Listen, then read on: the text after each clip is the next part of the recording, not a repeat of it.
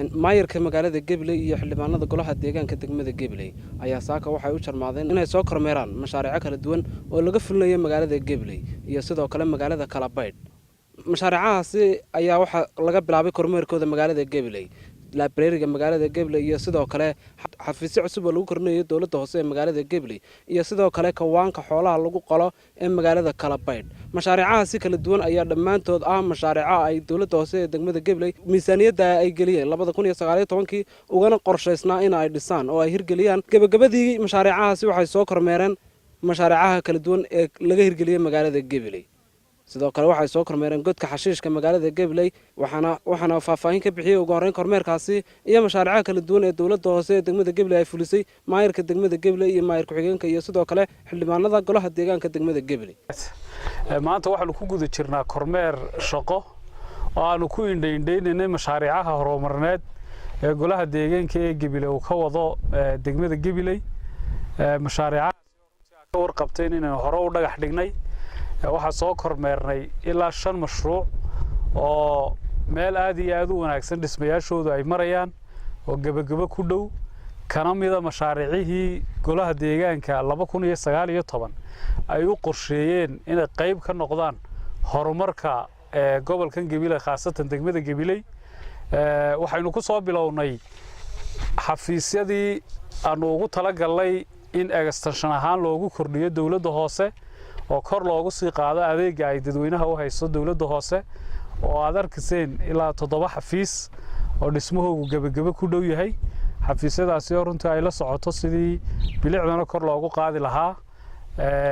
waxaynu ku xigsiinay mashruucii weynaaye maktabadda qaranka Gabiley oo meel aad iyo aad u wanaagsan iyaduna marasa oo jecel lahay inaanu ku ammaano guddidii aanu u xil saarnay dhamaystirka mashruucaasi iyo shirkadda gacanta ku haysaba.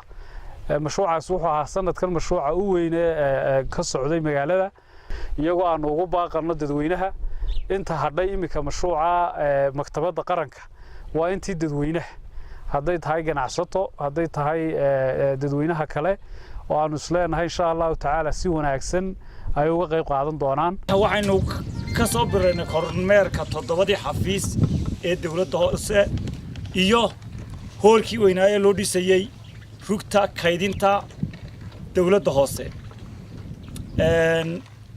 library-gii dayrkii weynaa ee aynu ku xafidaynay nadaafadda halkanaynu imika joogno oo kawaankii Kalabayd waanan kaga farxad badanahay oo sababtaan uga farxad badanahay kormeeradii hore maanta oo farxadaydu way ka badan tahay intii hore.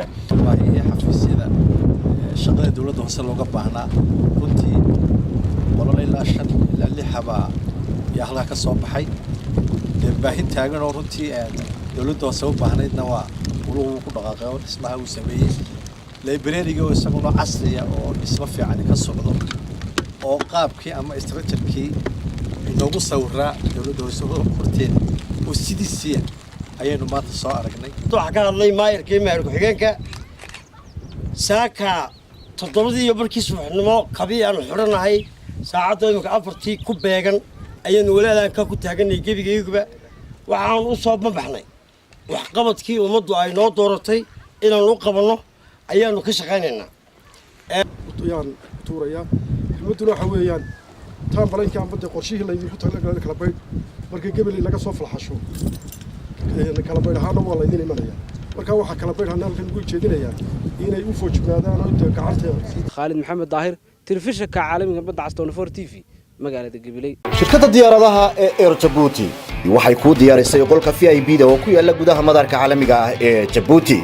soo dhaweyn diiran iyo in si gaar ah lagu shaqeeyo ayay kula diyaar yihiin shaqaalaha shirkadda oo kugu adeegaya goob si casri ah u qalabaysan naftuna raaxa iyo deganaansho ka helayso. waxa kale oo ku diyaara gaari kuwa raaxada ah oo ku geynaya halka ay diyaaraddu ka kacayso. wixii faahfaahin ah ee intaa dheer kala xiriir taleefanka iyo ciwaanada shaashada kaaga muuqda. Djibouti sugar.